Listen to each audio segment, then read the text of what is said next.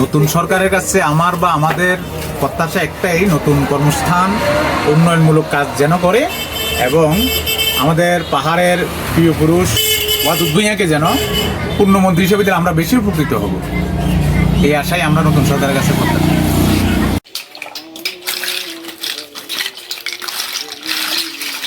আমরা কি family card পাবো?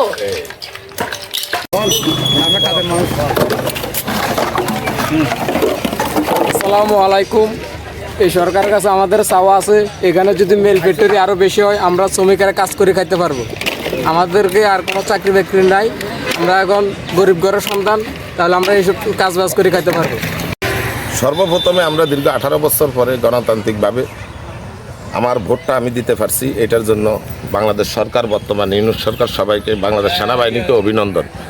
পাশাপাশি 79 থেকে আমরা এই 298 আসনে পার্বত্য চট্টগ্রামে আসলে দারিদ্র্য বিবেচনায় আমরা পাহাড়ি বাঙালি মিলেমিশে আছি, কিন্তু আমরা আসলে কোনো সকল অধিকারের থেকেই আমরা বঞ্চিত, কিন্তু আমরা কোনো প্রয়োগ করতে পারি না। যেমন আমাদের মেল কলকারখানা কারখানা কিছুই নেই।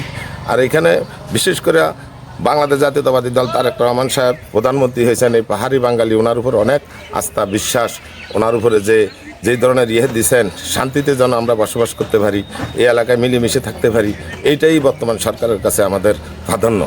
এই 298 আসনের পাহাড়ি বাঙালি সকলের এখানে এই এলাকাটাই হলো বিএনপির জন্য একটা ঘাঁটি। এইখানে হলো বাংলাদেশ জাতীয়তাবাদী দলের 79 থেকেই চলে, কিন্তু দীর্ঘ 18 বছর আমরা সকল কিছুর থেকে বঞ্চিত। আসসালামু আলাইকুম।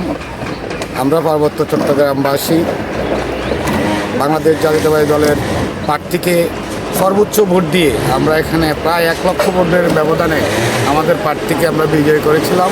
আমরা ভেবেছিলাম আমরা পার্বত্য চট্টগ্রামে ওনাকে আমরা মন্ত্রী হিসাবে দেখব। আমরা হতাশ যে আসলে খাগড়াছড়িবাসী আমরা মন্ত্রী পেলাম না, এবং উনি ওয়াদুদ ভূঁইয়া একজন সৎ এবং যোগ্য মানুষ। উনি ক্লান্ত পরিশ্রম করে দীর্ঘ জেল জুলুম নির্যাতন অত্যাচারের শিকার হয়েও উনি কিন্তু দল ছাড়েন নাই।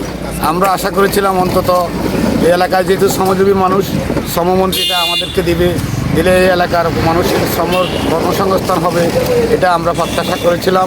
আমরা তারেক রহমানের কাছে, আজকের প্রধানমন্ত্রীর কাছে আমাদের জোর দাবি থাকবে যে আমাদের পার্বত্য চট্টগ্রামে খাগড়াছড়ি জেলার এমপি ওয়াদুদ ভূঁইয়াকে যেন উনি আমাদেরকে মন্ত্রী হিসাবে দেখতে চাই। মন্ত্রী হিসেবে যদি দেয়, আমাদের শ্রমমন্ত্রী হিসেবে হলেও যদি উনি দেয়, তাহলে আমাদের শ্রমজীবী মানুষের কল্যাণে উনি কাজ করার সুযোগ পাবে। আমাদের এখানে মানুষের অনেক প্রত্যাশা। শহীদ রাষ্ট্রপতি জিয়া রহমান এদেশে মানুষকে প্লেন থেকে এদেশে মানুষকে এনে পুনর্বাসিত করেছিলেন। আমাদের এখানে পাহাড় ছাড়া খাওয়ার মতো, ইনকাম করার মতো কোনো জায়গা নাই। পাহাড় ছাড়া, মাটি ছাড়া আমাদের এখানে খাবে, কর্মসংস্থান হবে, এরকম কোনো ব্যবস্থা নাই। তা আমরা আজকের প্রধানমন্ত্রীর কাছে, আমাদের তারেক জিয়ার কাছে আমাদের জোর দাবি থাকবে, এই পার্বত্যবাসীর দিকে যদি চিন্তা করে তাকিয়ে আমাদেরকে যেন শ্রমমন্ত্রী হিসেবে হলো, যদি আমাদের এলাকায় যদি মানে মন্ত্রী দেয়, তাহলে শ্রমমন্ত্রী যদি দেয়, তাহলে শ্রমের যেন আমাদের এখানে মানুষগুলো যাতে শ্রম দিতে পারে, আমরা এটাই প্রত্যাশা করি। আসলে এই সরকারের কাছে আমাদের প্রত্যাশা তো অভাব নেই। আমরা যেহেতু পার্বত্য এলাকায় থাকি, আমাদের এখানে রাস্তাঘাট যোগাযোগ ব্যবস্থা আসলে তৃণমূলের বাকি সমস্যা, সেটা আপনারাও জানেন আমাদের মতো। আমরা চাই, যেমন মানিকছড়িতে আমরা অ্যাজ এ ব্যবসায়ী হিসেবে বলবো, আমাদের একটা ফায়ার সার্ভিস খুবই গুরুত্বপূর্ণ একটা জিনিস। আশা করি আমাদের সরকারের যারা গুরুত্বপূর্ণ দায়িত্বে আছেন তারা জিনিসটা অবলোকন করবেন। এবং আমরা যেটা বেশি চাওয়া, সেটা হচ্ছে সাম্প্রদায়িক সম্প্রীতিটা যাতে আমাদের বজায় থাকে। আমরা কিছু বলি যাতে সাম্প্রদায়িক সম্প্রীতির ব্যাপারটা যাতে বলে না যায়, যে আমাদের মূল ভিত্তিটা হচ্ছে আসলে যদি আমরা হিন্দু মুসলিম পাহাড়ি বাংলা সবাই যদি সম্প্রীতিটা নিয়ে থাকতে পারি, আমরা মনে করবো একটা আধুনিক খাগড়াছড়ি রচিত হবে। আরেকটা প্রত্যাশা যেটা হচ্ছে, আপনারা জানেন যে আমাদের এই খাগড়াছড়ি এত বড় একটা জেলা, হ্যাঁ, কিন্তু আমাদের এখানে কিন্তু কোনো মেডিকেল কলেজ নাই।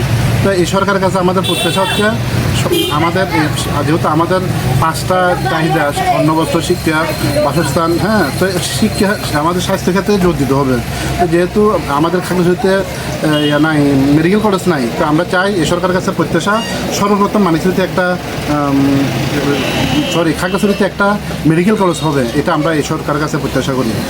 তদুপরি আসলে আমরা তো ব্যক্তিগতভাবে কিছু চাইব না, যদি এই সমষ্টিগত উন্নয়নগুলো হয় আসলে আমরা মনে করি এই সরকার সবার স্বার্থে এই জিনিসটা ভেবে দেখবেন। ধন্যবাদ আপনাকে। এই সরকারের কাছে আসলে আমাদের প্রত্যাশা আমরা সকলে মিলে এই দেশটাকে সুন্দরভাবে যেন এগিয়ে নিয়ে যায়।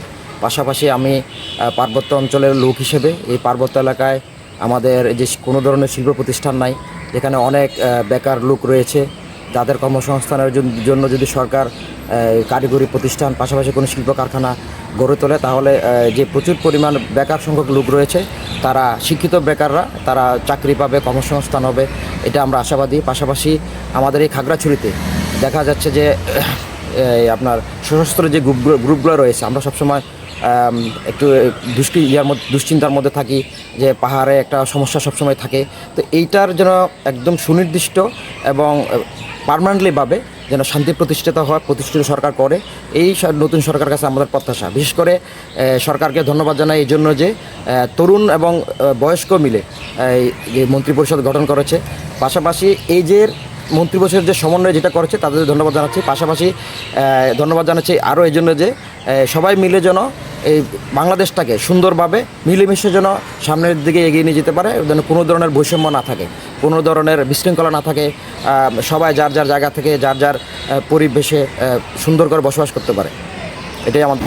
আমরা পার্বত্যবাসী হিসেবে আমাদের সংসদীয় আসনে আমাদের সকলে আস্থাভাজন সকল সম্প্রদায়ের পরম বন্ধু জনাব ওয়াদুদ ভূঁইয়াকে নির্বাচিত করতে পেরে নিজেকে অত্যন্ত গর্বিত মনে করছি। পাশাপাশি আমাদের দল দীর্ঘ 17 বছর দায়িত্বে ছিল না, সরকার পরিচালনা ছিল না, বিদায় এই দেশের আইনশৃঙ্খলা, অর্থনীতি, তারপর সামাজিক অবস্থান, উন্নয়ন থেকে মানুষ বঞ্চিত।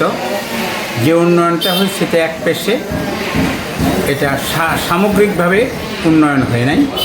এই হিসাবে আমার প্রত্যাশা আমার সরকার, আমার দল, আমার প্রিয় নেতা ওয়াদুদ ভূঁইয়ার কাছে যে পার্বত্য এলাকার শান্তি শৃঙ্খলা, পার্বত্য এলাকার একদম তৃণমূল পর্যায়ে উন্নয়ন, পার্বত্য এলাকার সকল ভারীঘরের বিদ্যুতায়ন, পার্বত্য এলাকার সার্বিক পর্যটনের উন্নয়ন, পাশাপাশি আমার প্রিয় নেতা ওয়াদুদ ভূঁইয়াকে যেন বর্তমান সরকারের একজন পূর্ণমন্ত্রী করা হয়, এটাই আমার প্রত্যাশা।